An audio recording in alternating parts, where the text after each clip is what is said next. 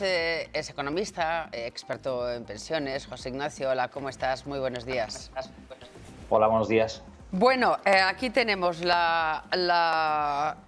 los nuevos pactos de pensiones que, como ocurre en casi todo, pues para el gobierno es un gran éxito. Han solucionado, han superado el escollo de Bruselas. Para empresarios, autónomos, etcétera, pues creen que es pan para hoy y hambre para mañana. José Ignacio, ¿a ti qué te parece? Bueno, primero yo creo que estamos en año electoral y por lo tanto yo creo que es una propuesta que lo que intenta es pasar el año, ¿vale? Y por así decir, pues tendremos que hacer la auténtica reforma después de las elecciones. Yo creo que es una reforma, yo creo que no somos conscientes como sociedad el problema de las pensiones y desde luego porque hay que tener en cuenta que aunque consigamos el pleno empleo, aunque los salarios suban, cuando ahora hay 3 personas que están pagando una pensión, en 2050, que cada vez está más cerca, va a haber una persona y media. Y por lo tanto, y esto es por lo mejor y lo peor. Es decir, por un lado va a ocurrir porque España presenta la mejor esperanza de vida prácticamente del mundo, solo por detrás de Japón, y eso es muy buenas noticias para todos. Tenemos una buena sanidad, tenemos una alimentación, etcétera, pero también tenemos el país donde menos hijos tenemos y por lo tanto simplemente una simple proyección nos lleva a pensar, nos lleva a ver que España va a ser el país más envejecido de Europa de aquí al 2050. Entonces, claro, ahora el gobierno tenía que presentar a Bruselas para percibir los fondos unas medidas pues, que garantizaran la sostenibilidad. Entonces, claro, cuando uno las analiza, mira que por la parte del gasto, Ana Rosa, esta es la primera reforma en la historia de las pensiones, de las reformas, que da como resultado un aumento del gasto. ¿Entiendes? Es decir, que es la primera vez en la historia que ocurre, porque siempre que se hacía una reforma, al menos te daba como resultado una contención del gasto. Aquí no, aquí da un aumento.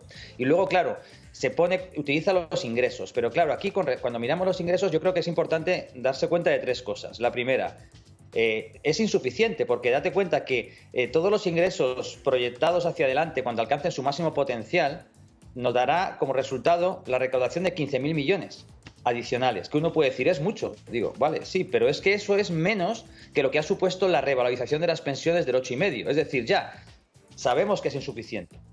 Lo segundo que sabemos es que es distorsionante, porque claro, ellos lo que intentan es que todos esos ingresos, que yo creo que a España le tendría que aumentar la recaudación, lo quieren hacer con las cotizaciones, porque dicen, claro, vamos a subir los ingresos, pero con las cotizaciones para que la seguridad social se los pueda quedar.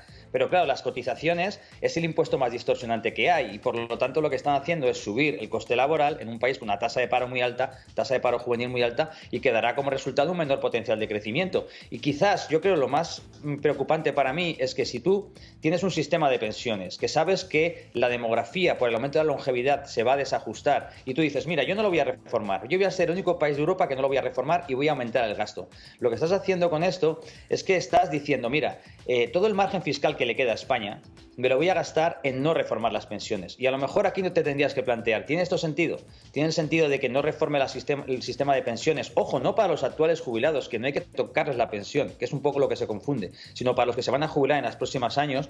Digamos que si tú no lo reformas y te empeñas solo en subir los impuestos, lo que estás haciendo es no solo aumentar la carga sobre las generaciones futuras, sino que no va a haber margen fiscal para otras políticas que necesitamos precisamente para aumentar la fecundidad, políticas que mejoran la educación, que por cierto estamos muy mal, políticas que mejoren la vivienda, el acceso a los jóvenes, por cierto que están fatal, políticas de emancipación como hacen en Alemania para que los jóvenes se puedan emancipar, políticas para mejorar el I+D, para poder crecer más. Para estas políticas o políticas para hacer frente al cambio climático, para dejar un mejor planeta a las siguientes generaciones. Casualmente para ellos nunca va a haber nada porque como nos hemos empeñado en no querer reformar el sistema, pues al final todo este margen fiscal va a ir a un uso que quizás tendría más sentido ser solidarios y que fuera a otros usos.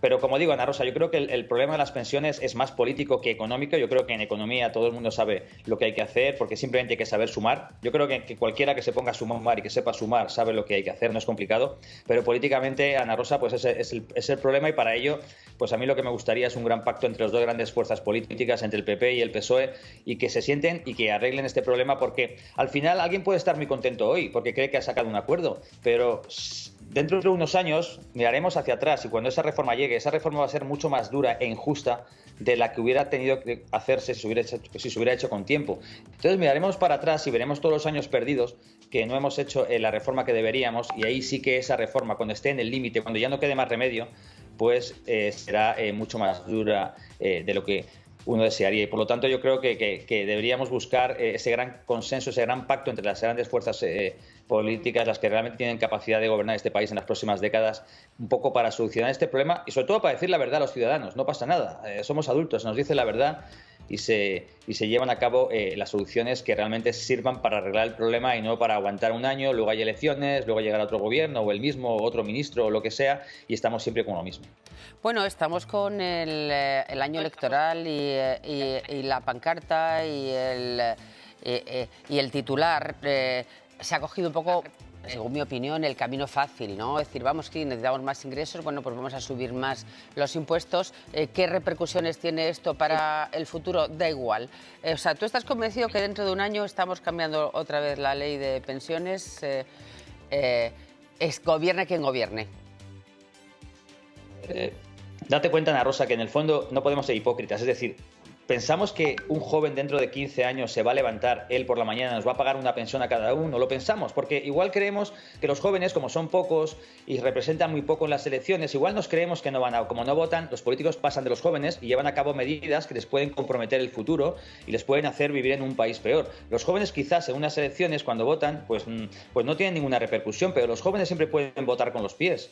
Se pueden ir a otro país que sí tenga las pensiones ajustadas y que no tengan que levantarse por la mañana y pagar ellos solos una pensión, encima que durante todo su periodo de desarrollo nunca hay dinero para ellos. ¿Qué pasa con la vivienda? ¿Dónde está el alquiler de los jóvenes? ¿Dónde están las rentas de emancipación que dan en Alemania los jóvenes para poderse independizar y formar una familia? Aquí resulta que para eso nunca hay dinero. Nunca. ¿Por qué?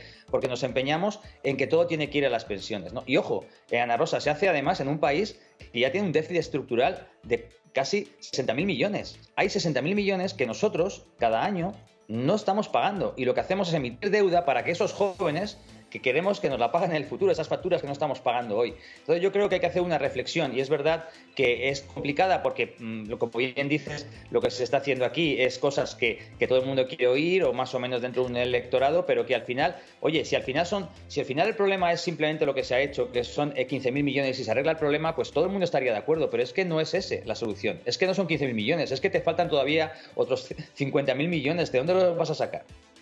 Te sigues empeñando en que los quieres seguir sacando de recaudación. José Ignacio, esto es un poquito lo de toda la vida, ¿no? Patada para adelante y que el que venga después que se apañe. Y la pregunta es, ¿y por qué Europa no pone un poco pie en pared y nos pide realmente una reforma real para no hipotecar el futuro de nuestros hijos? Yo creo que Europa primero todavía no se ha pronunciado. Aquí es verdad que se habla mucho, pero Europa va a recibir la reforma y la tiene que evaluar.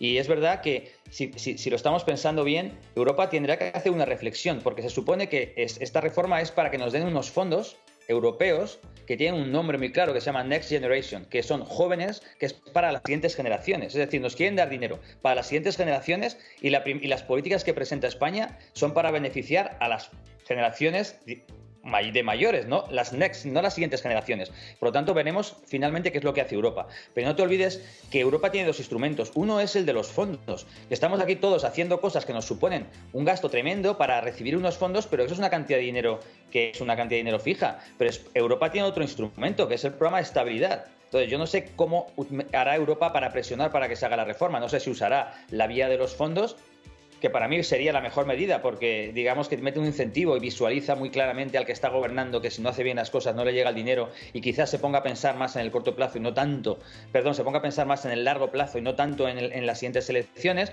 pero supongo que si no, pues tiene la siguiente, cuando entregas a Bruselas el programa de estabilidad y crecimiento, donde tienes que presentar además tus proyecciones del gasto en pensiones, pues allí te llegará el aviso y luego no te puedes olvidar de que el aviso te acaba llegando por los mercados, porque tú tienes siempre que emitir deuda pública, ya estás en el 116%, tú ya tienes un déficit estructural que este año, a pesar del año 2022 los ingresos han sido extraordinarios, a pesar de eso hemos necesitado emitir deuda por 60.000 millones. y vas a tener que hacerlo también este año. Entonces, en el momento en que tú tienes unas finanzas que no están saneadas o que los inversores, los que te van a prestar el dinero, creen que de cara al futuro no has arreglado el problema, te va a subir el coste de la deuda. Por lo tanto, yo creo que, Bruselas aún no se ha pronunciado, se tiene que pronunciar cuando le manden, porque Bruselas no evalúa lo que no está aprobado. Primero lo apruebas, luego lo presentas y luego lo evalúa. Y yo no sé si utilizará, como digo, lo de los fondos, que yo lo haría, porque desde luego esto no son medidas que favorezcan a las futuras generaciones, a la next generation, y por lo tanto ellos deben tomárselo en serio, pero igual deciden que lo quieren hacer a través de lo que se llama el programa de estabilidad y crecimiento, que es donde tienen que evaluar a cada país miembro para ver cómo están sus finanzas, ¿no? Esto lo desconozco, la verdad que yo no soy un experto en lo que está pasando en Europa, pero sería, yo creo, muy decepcionante que Europa permitiera distribuir fondos que supuestamente son para las futuras generaciones con políticas que lo que están haciendo es romper la equidad intergeneracional y va contra de ellos. No eres experto en Europa, pero sí que eres experto en pensiones. Creo que ha quedado muy claro. Muchísimas gracias, José Ignacio Conde Ruiz. Como siempre, un saludo.